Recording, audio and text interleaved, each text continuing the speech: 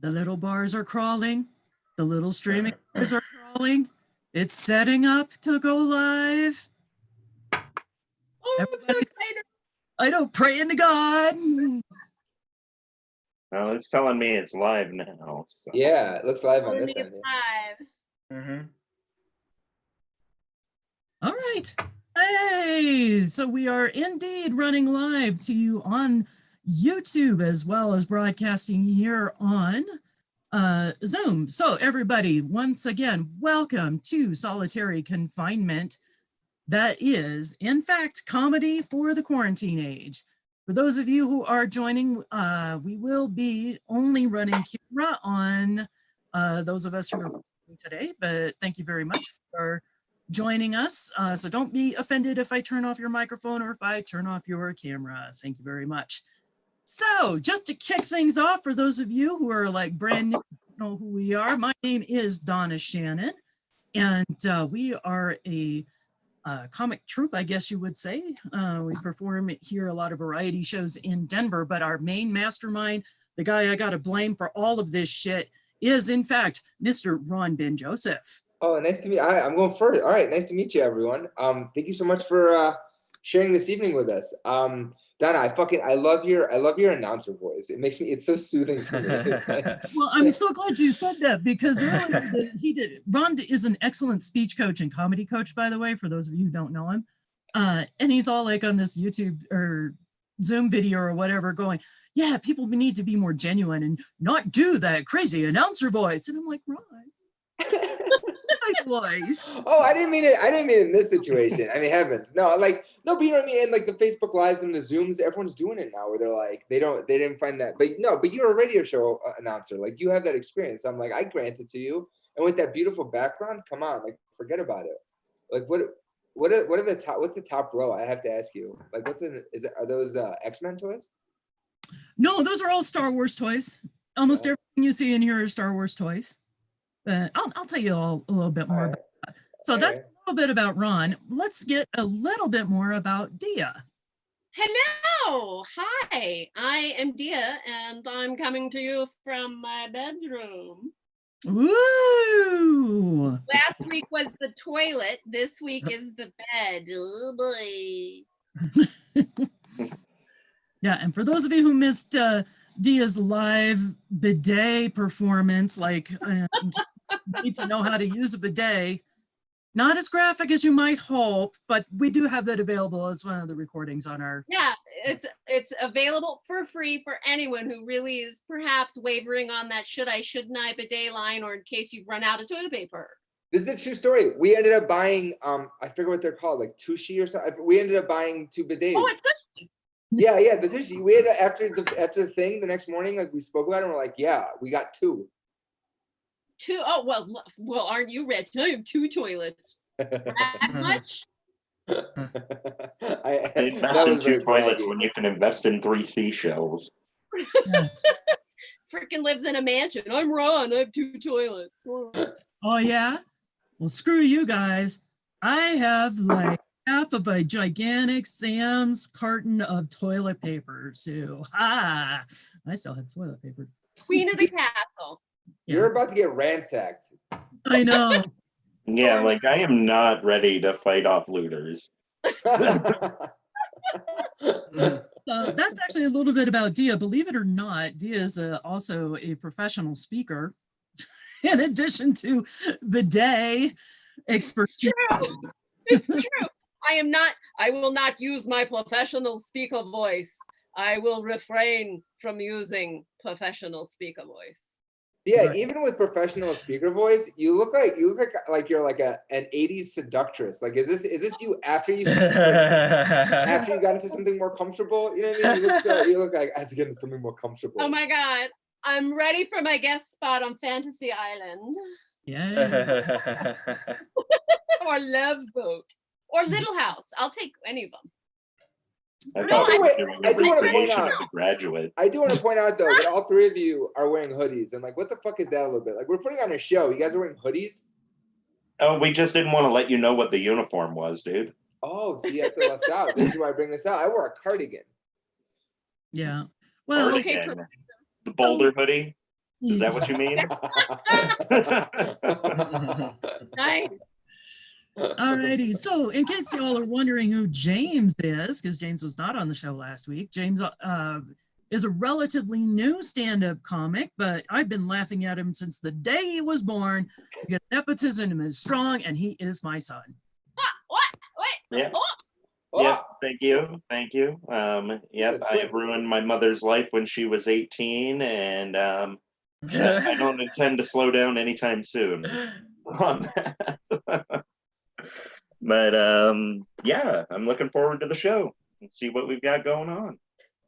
Oh, You know, cool. Donna, it would have been nice for you as a mom to be like, no, you didn't ruin it. But it just I think honestly, We I'd don't have to lie to say each other as a family. yeah, you know, It just kind of we can agree on the important things, you know.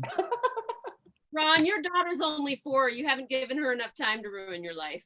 Oh no, she no. Oh, she's there. It's happening right now. Right now. Quarantine. Yeah, for those of you who don't know or didn't catch that from last show, not only is Ron stuck in the house under quarantine, he's stuck in the house with his 4-year-old and his soon-to-be ex-wife.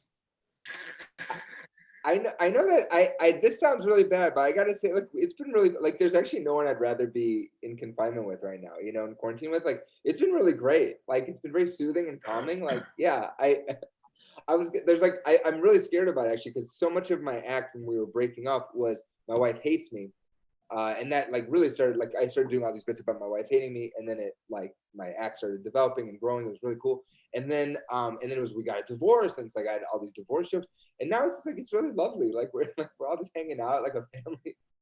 I feel like I don't have the power anymore. I lost the gold. Not to get all serious, like this Yeah. really. Yeah, thanks for No, buzzkill over here. mm-hmm. Cold water. Yeah. So anyways, we also have a special guest with us today of Josu Flores with Goldfish Entertainment. And while he's not a comic, he is actually a comedy producer here in the Denver area. And he is running a special GoFundMe that is specifically for the comics. So Josu, why don't you tell us a little bit more about that? Yeah, for sure.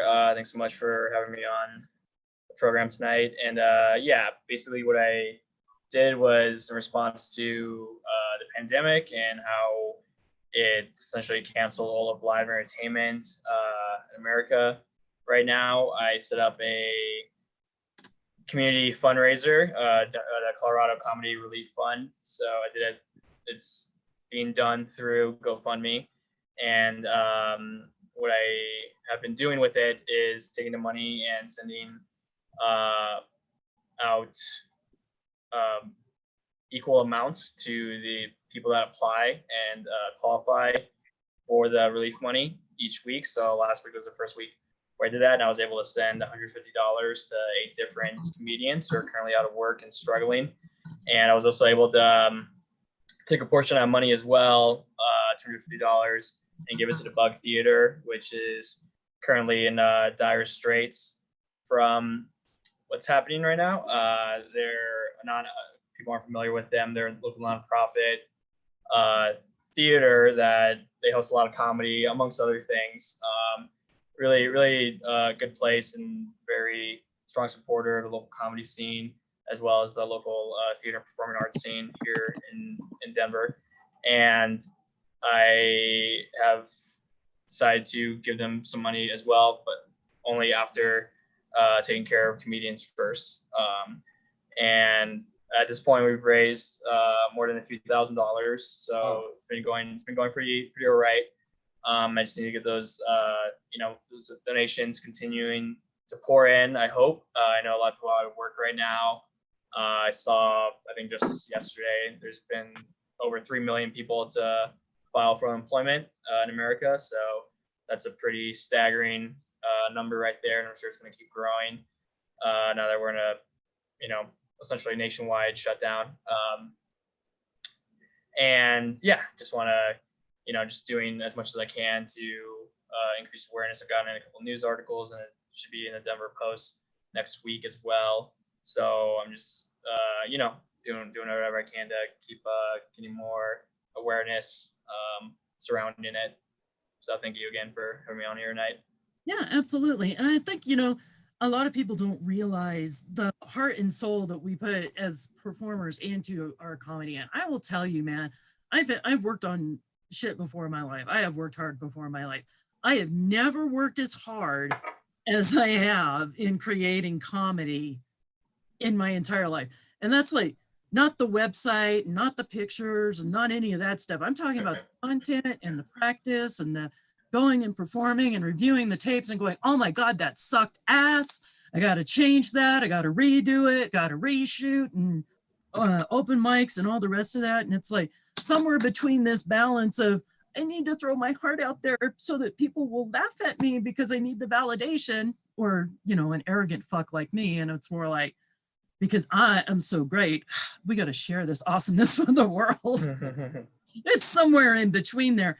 But there's not a lot of cash, generally speaking, especially for our local amateurs and even our pros. And most comics are used to surviving on shoestrings. So when the shoestrings get pulled out of the boots, they're really fucked.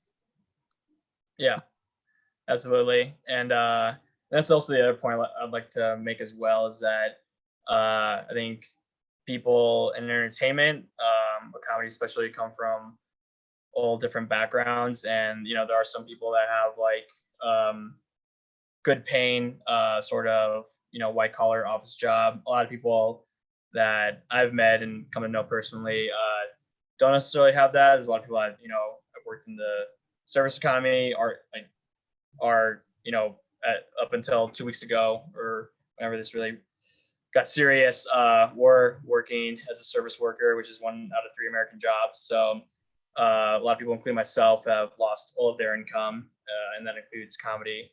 So even if I totally understand what you're saying. Like the amount of money that people make in comedy in particular, it's really peanuts compared to music and other forms of live entertainment. But the fact is that they've lost total employment, period. So I just want to make that clear to people that's, I guess, therein lies the purpose of the fundraisers, that these are people that have no means of income now, given how serious, like if it wasn't this large of a scope of a thing, then there probably wouldn't have been, a need for a fundraiser, you know what I mean? But I don't really think this has ever happened before, not something resulting from a global pandemic, you know what I mean? Right. Well, let's kind of turn some things around on positives that we can all do to help out comics too. Like one of the things it's real important, it's like a lot of us have videos out there on YouTube. If we have monetized as comics the actual jokes and stuff like that, please do not skip the ads. If you skip the ads, the person who's trying to make that revenue stream off of those like pennies, literally pennies, they don't get the revenue. So don't skip over the ads. How about James or Dia or Ron? What are some like creative ideas that you could have to help generate money for comics too? I like the idea of paying to have a joke written. Maybe like some people aren't quite so snappy on their feet, maybe aren't quite quick enough on the intake, extake, whatever, and they could have some things in their back pocket. How about, contact a comic and pay for a joke, $1 a joke. I mean, I'm not saying they're quality, but it's $1 a joke. It could be insults too, man. Anything you want, like just hire a comic on the, like it could be a Cyrano de Bergerac kind of situation where you're on the phone, maybe it's a $2.99 per minute deal, and you're just there monitoring the situation, throwing out some good one-liners. There you go. James, you have an idea. I do have an idea, and what I was thinking was just fucking rob a bank, maybe. I like that. But you've got that, or you could always one of the things I was thinking is just go to where the people are to do your stand-up act. So just kind of flash mobbing people in the middle of the grocery store while they're panic buying toilet paper, and just like, why'd the chicken cross the road? And they're like, because you're within 6 feet of them. Maybe they'll throw money to make you go away. That's the idea. How about you, Ron? Do you have an idea? Yeah, I do. Well, this has been a 10-year struggle for me. I think it's if you get to the core of what we do as comics, which is that like we get in touch with what we're trying to like what hurts us the most, what's the most painful for us, and then we try to spin it and make it funny and fun. Like I think there's immense potential in helping others do that, right? So like so many artists in other realms like music, dance, theater, like make our livings as teachers. And I think like I have a friend who she's an international comic. She's female Palestinian. She's performs all over the world, and she created a whole program recently in the past like year where she teaches comedy to kids like all over, teaches them stand up, how to write, again, what's going on in their heart and make it fun and make it entertaining and storytelling and all that. So like I think that's the key. I think is like sharing, like yes, like we all need our time on stage. We all need that time to like put our shit out there and like work it out and get the laughs and entertain people, take them to a different place. But in the same right, I think I'm seeing now daily, like from helping people write social media posts to just literally helping people figure out what their message is and what they want to share and what's important to them, what their value is. I think now more than ever, comics could be huge in that. Like figuring out how to get others to write sets for websites, for social media, for Zoom, for, you know what I mean? Like people want to be entertaining, they want to be fun, they want to be more engaging. And I think comics who know what it's like to stand on stage with just them in the microphone, no fucking chorus, you know, behind them dancing and singing, they know what's up. Like they know what the real thing is, how to really engage, how to really keep people interested. So I think like, yeah, I think it's just adapting what we do, just like that's what we have to do with this situation, just adapt what you're doing and plug it into the online medium. Right. Awesome. Awesome. So thank you very much for joining us, Hosu. We're going to go ahead and wrap this up, and we're going to get into like the rest of our bits for tonight. So thank you. Everyone. Thank you, link. Hosu. Yeah, So you're definitely my favorite downer this week.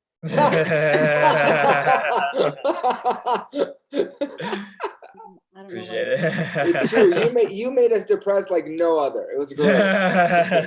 Making me sad and feel bad for poor comedians. But you have a nice face, and that made it okay. You know what I mean? Oh, thank you. Like I'll take one. I'll take one from you. You know. Thank you all very much. Really appreciate it. We did have a chat suggestion as well that we should just go do comedy for healthcare workers as they're doing their shift change. So and then they can change. That's a great. Yeah. All right. Well, thank you, Hosu. I'm going to go ahead Thank you. and shut off your camera, but please feel free to stick around if you'd like. For sure. Look at Thank you how very many much. people are sticking around. I'm blown away by this. Sorry to cut you off, Hosu. Sorry. No, you're good. No worries. All right. So for everybody else, tonight we do have tips and tricks for the apocalypse. So whether, we're all stuck at home and it's like, how are we going to do some normal things? Or it's like if you're sitting there binge watching, what is it time to watch again? So we got a couple of movie reviews, and Dia has got some very important tips for us tonight. So Dia, Yes. on. Okay, like I promised last week, I said I was going to come to you with some sex tips for the pandemic, and I'm showing up. This is what I'm here for. I am here for you as an expert of communicable sex. This is my lane. I know how to do this. Why do I know how to do this? Because before the pandemic, my boyfriend comes home with the shingles. Ooh. Disgusting. And they last, it's really gross. And they last for a long time. And throughout his recovery, at some point, he gets, he's horny because I'm serving him day in, day out. My tits are eye level. He's in the bed all day. At some point, he asked for sex. Mm. And I was not excited about that. Yeah. Yeah. I didn't have a hazmat suit. You've never even had chickenpox, have you? I've never even had chickenpox. I mean, this is I am one of the chosen people. Thank you. Baruch Hashem. Baruch Hashem. I've never even had chickenpox. This is totally not in my lane, but I have to figure this out. I have to figure out how can I please him while keeping myself safe. And of course, because I watch a lot of movies, this movie came into mind. And it is a documentary on Netflix. I recommend all of you to watch because you have nothing else to do. It's called Meet the Fockens, Fokkens. And it's about twin 69-year-old sex workers from the red light district. And they're still working. They're still working. They were still working at 69. This movie was made a while ago, maybe like 5 to 8 years ago. So I'm not sure if they're still working, probably.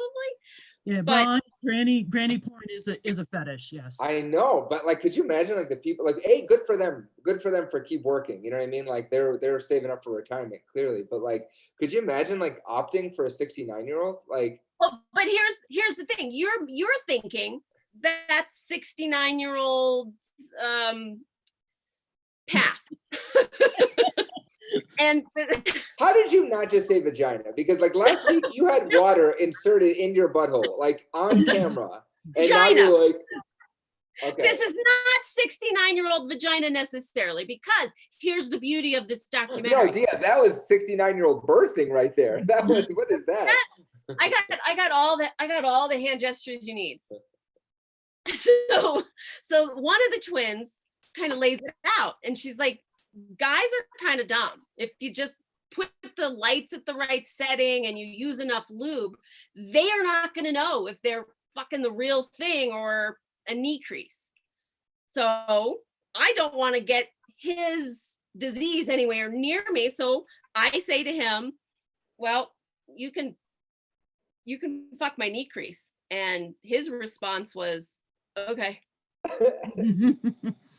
I wouldn't turn it down. It's better than nothing, right? I kind of thought he'd turn it down. No, he didn't turn it down.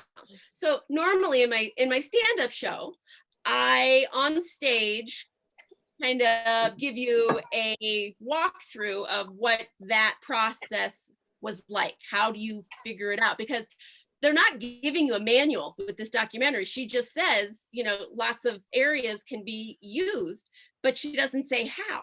Just, lube and lights. And so tonight, because we're coming at you virtually, I'm bringing you the virtual experience. It's almost as good as the real thing, but I need a volunteer. Oh, look at that. Look at that You see theatricality. my volunteer? So this is how it went, y'all. It's really difficult to find the right position first off. So you have to like be super flexy. And this is how I came up with the first position. Simple, right? And I started with the feet. And let me just say, when I first told this bit on stage, I said he didn't like it.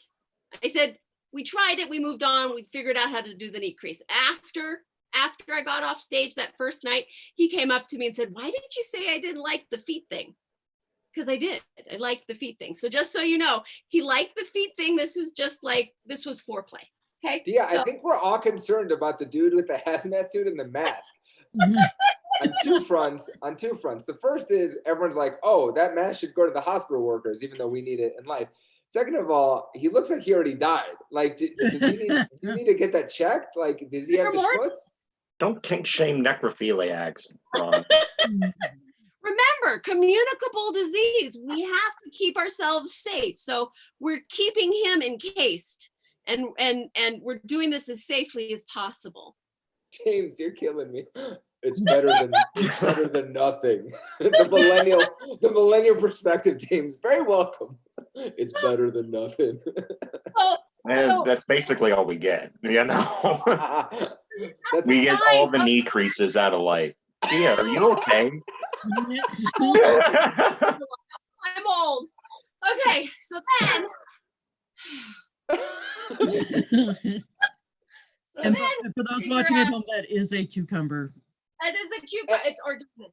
And a real life person underneath the cucumber. Real life person. Is he? He doesn't look very.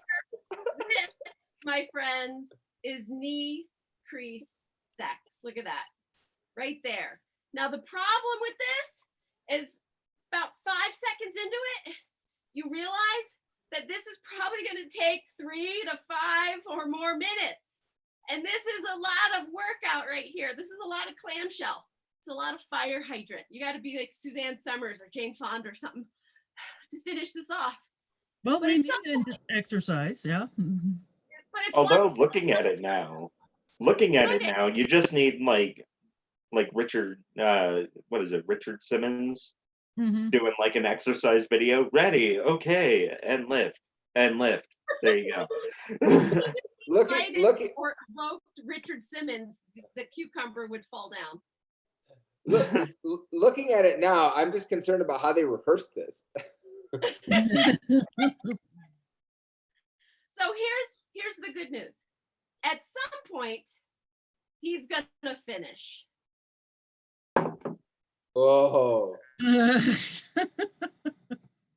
it's a happy ending for him because make no mistake, this is not going to get me off on any level, which is why, according to the New York State, what was that, a thing they just put out on how to have safe sex during the pandemic? They recommended self-pleasure. So those are my tips, my friends, on how to hold on how to have safe sex during a pandemic. honestly, I don't know why Broadway has shut their lights right now. This was the best theatricality I've ever seen. Like, I haven't seen theater this good. Like, they had it all prepped, the lips, the cucumber, The cucumber, the See, dead look at white this. guy in the bed. Organic. Oh, Although, if you come red lips, you should go see a doctor, regardless if you've been exposed to COVID or not. I think the glitter cum is fun. Yeah. It's fun, but probably contagious. Probably contagious. Now, You guys- I probably left you all with more questions than answers, but that's okay because, I know. I think a lot of people actually left us during this, but Yeah. there's people that are like Susan Shore, like Tony Martinez, like Tanya Martinez. Like, there's people that are like in it to win it with you right now, Dia. Like, I'm proud of these people. It's thank you fun, for sticking with. Oh, Oh, yeah. look, we got a thumbs up. We got a thumbs up. Happy endings for everyone. Yay. Yay, finally. Yeah. Well, I must say that, my life is not nearly as exciting as that. But so I'm going to do like a movie review. And I like to review older movies, things that have been out for a little while. So I want to tell you about an interesting film by the name of Red Sparrow. Have y'all heard of it? Yeah. My favorite porno. Yes. Yeah. So it's starring Jennifer Lawrence, just in case. But here's the thing. I got to see like 10 minutes of this movie, but let me set up the scenario because you need to understand where my review is coming from. So 2 years ago, I ended up having rotator cuff surgery on my shoulder, which was the worst surgery I have ever had. Thumbs down, big thumbs down. Don't do it. It was exceedingly horrendously painful. And I mean, my God, I've had 2 back surgeries and a botched hysterectomy, so it was bad. But Hysterectomy, not my fault. no, it wasn't his fault. No.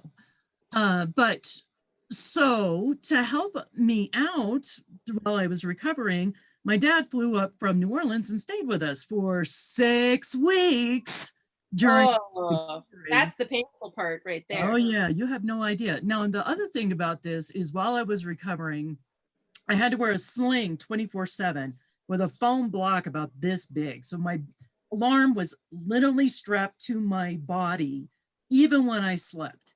So I wasn't allowed to go sleep in bed. I had to sleep downstairs in the recliners. No escape. This is the brace. I found it. Yes, that's it. Yeah. You guys have seen David Henry's? Mine was worse. Mm-hmm. And so another thing you got to understand about my dad is a very, very fine, upstanding Christian man, mid-70s. He's got a PhD in mechanical engineering. he did a lot of work on like stuff for NASA, things on like the Apollo mission and stuff like that. Super intelligent, super conservative, massive Trump supporter, you know, just like the pillar of whatever fucking old white guy you could ever be who has money, right? So I'm sitting there trying to read, and I'm trapped in my bed, and Dad is flipping through the channels, and it lands on Red Sparrow. So in case you don't know what Red Sparrow is, basically the movie is Jennifer Lawrence gets somehow wiped up into the whole ring of sex spies for the Russians. So in the 10 minutes that I watched, it was all like, oh, they brought one of the women up to go give a blowjob because you must suck cock for Mother Russia. And it was all like, okay. Awesome motherland. Yeah, or they were like sitting around watching porn, and I mean like hardcore porn, like the Wait, Donna, was this like you must suck cock for Mother Russia in English or Russian with English subtitles? Oh yeah, it was in English, you know, and so the videos they're watching is like the hardcore bondage and discipline and all the rest of this. I'm like, all right. And then the next scene is like, oh, the Jennifer Lawrence brought into a bedroom and there's like 3 Russian soldiers there. And they're like, these soldiers have come from the front line, welcome them home. And it's all like, my dad suddenly goes, well, I don't think this is a very good movie. And I go, well, Dad, I'm certainly uncomfortable watching it with you. So thank God he turns the movie off. So That makes sense though. I have to say, welcoming. Oh, sorry, go on.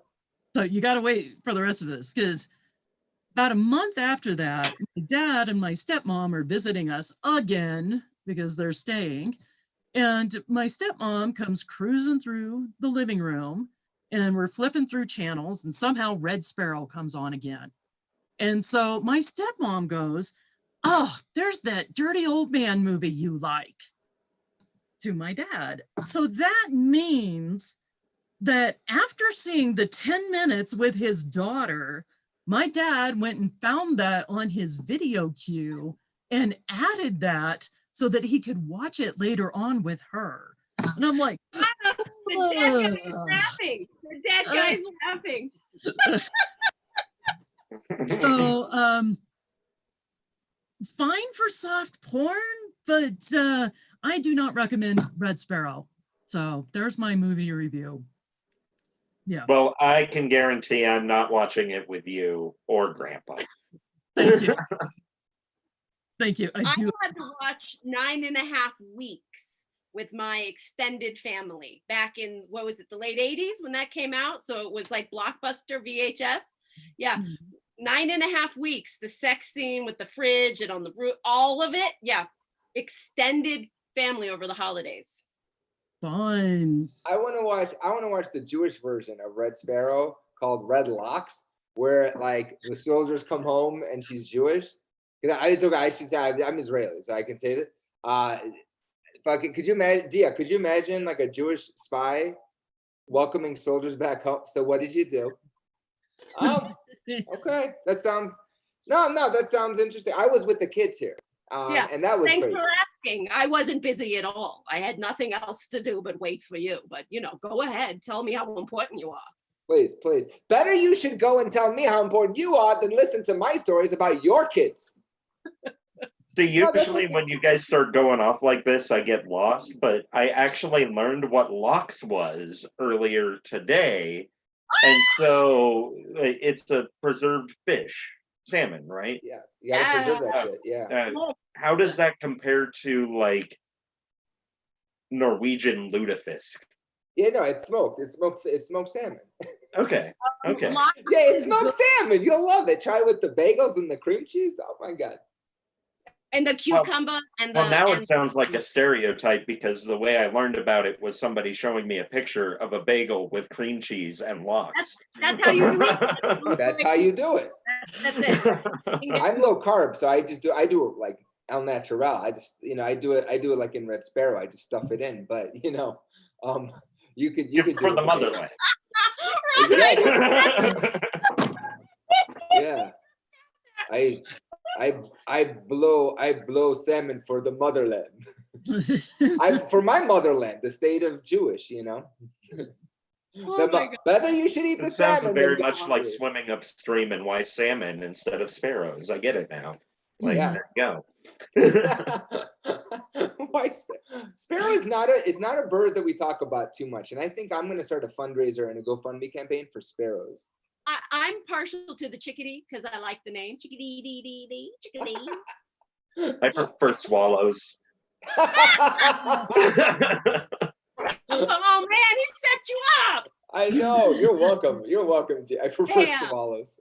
That is the most loved bird of all. Probably that should be the Colorado state bird. Swallows. It might be after this pandemic. You have a movie review for us too, right? Look at you keeping things on track, Donna. I do have a movie review. I have a movie review. So we're stuck here with a kid, with a 4-year-old.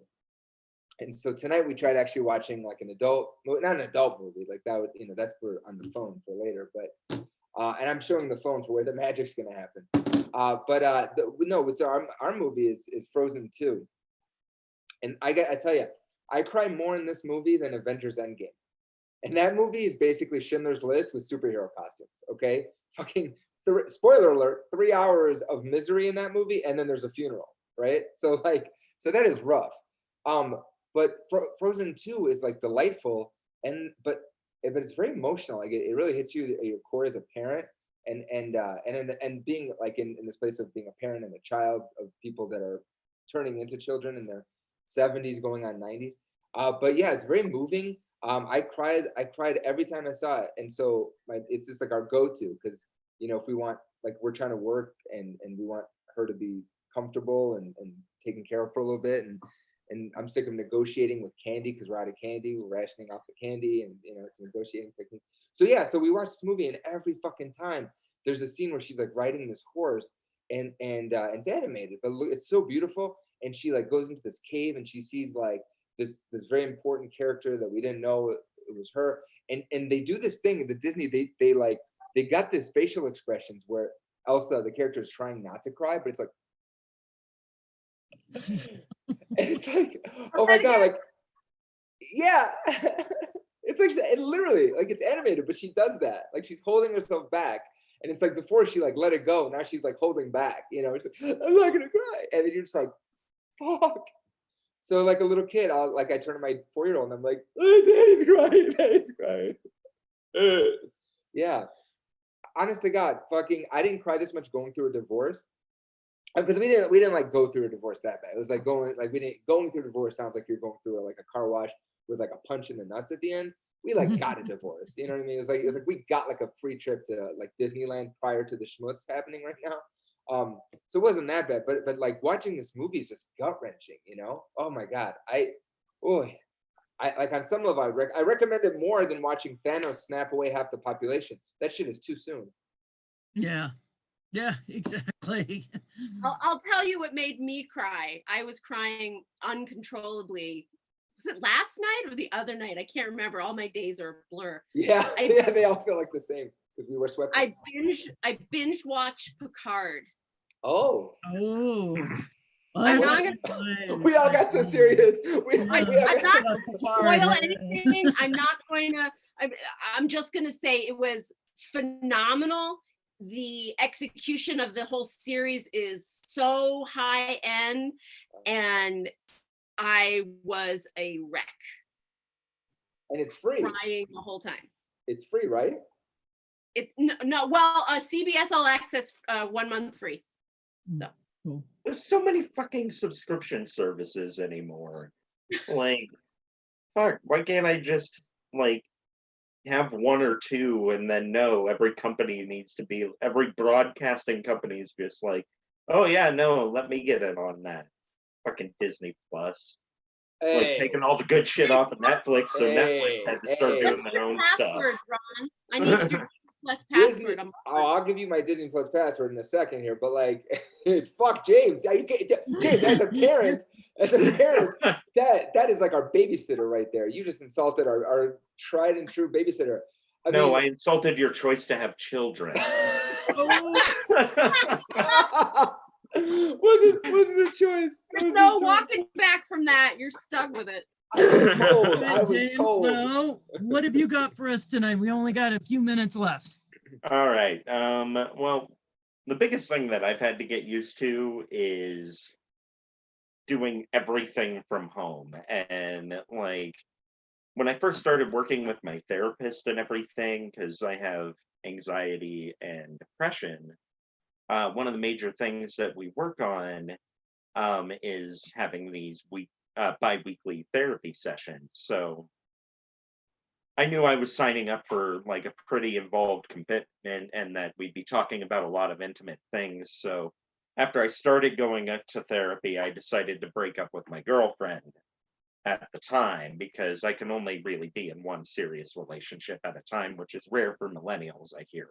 Mhm. But the thing that really sucks now is that we're in a long distance relationship, and like we had already had things kind of on the rocks before because like I could only ever see him an hour every 2 weeks or so, and talking about like these really intimate details of my life, and then him being like, "All right, well, we've got group coming in next," and I'm getting pretty fucking offended because I'm like, "Wait, you do group stuff after the one-on-ones? Maybe I wanted to be invited to the group stuff." But no, I kept getting left out of that, and then One-on-one is much cleaner. It's better. yeah, but I gotta say, I'm really not for the long distance relationships. Like I feel like it's a lot harder to talk feelings, like especially like with all of you. Like I've been a real asshole this whole damn time. And a lot of that's just How's been that different because than like you are normally? I don't feel anything right now. But that's one of the really cool things is getting used to all these new different normals and stuff like that. When it comes to the whole idea though of long distance relationships with your therapist, I'd give it 2 stars. Not Oh. my favorite, would not recommend. Oh. Like human That's like a contact, really that bad sounds review. fucking awesome. I'm looking forward to, what is it, July at this point? I hope he's not watching the therapist. He's like, I'm doing my best, baby. I'm doing my best. All those groups meant nothing. Yeah, he finally reached out to me because like we were supposed to have a therapy session earlier this week, but he reached out to me today explaining, "No, I was sick," and I was just like, "Well, shit, you're 50. You could have died. What the fuck?" Don't leave me like that. It ain't right, bud. Man, he was not taking your best interest into account when he got sick. No. Luckily, it wasn't the Rona, as they say. But Is that what the kids are calling it? The Rona? Rona? yeah, because it's just really easy to hate somebody named Rona, I guess. Yeah. Well, what's that song? My Sharona? So Yeah, right? people covered it. Yeah. Huh? It sounds like it sounds like the Speaking of best. songs, did you hear Neil Diamond's song that he did? Oh, don't get me started. The dude took my bit. He took my bit. I did it He first took on this the Neil show. Diamond impersonator bit. Is that what you're saying? Yeah, James. I did it. I did it for real on the Friday night a week ago. I did it. I said hands, touching hands, but don't touch hands because. And then this fucking guy, my hero, went and posted a video of himself doing it much better, obviously, with that pretty baritone voice of his. Yeah, I'm done. I'm retired. No more Neil Diamond. Well, imitation is the biggest form of flattery. You think Neil Diamond was imitating me? Now you're talking. Yeah, that's what you just said. You guys, was Neil Diamond watching the show, do you think? Of course he wish. is. I should explain. In my act, I do a Neil Diamond impersonation, where I do an impersonation of what life would be like if I was a Neil Diamond impersonator, and I bring the guitar and I'm like, "Cracklin' Rosie, get on board," and then I close it out with Sweet Caroline, and then Neil Diamond closed it out for the world with Sweet Caroline. That man is buttery deliciousness, all wrapped up into goodness. Fair enough. Whatever I just said, we lost someone after I said it. They're like, "Fuck Good Neil job, Diamond." good job, Ron. Good Yeah. job. I make us lose 3 at once, and then you like wrap it up with everybody just flying out. But there's these two, three. Meredith G. She's the OG right there. I mean, Meredith G, Susan Schroer, Tanya. Like these people are tried and true. Do you know any of these people? I'm super excited about these people. I think we need to make T-shirts and send it to them. I mean, Honest to God. they're true blue. All Yeah. right. Producer's disclaimer. Any promises of merch or swag or subscribing to our channel shall not be honored at this time. Maybe Well, our newsletter, we might send you a sticker sometime in the future. No guarantee. yeah, when we finish the logo. All right. I love We are to the point where we need to wrap things up for the night. We will be back next week. You can always catch our past episodes on Coyote Vision Productions on YouTube, Coyote Vision Productions on Facebook.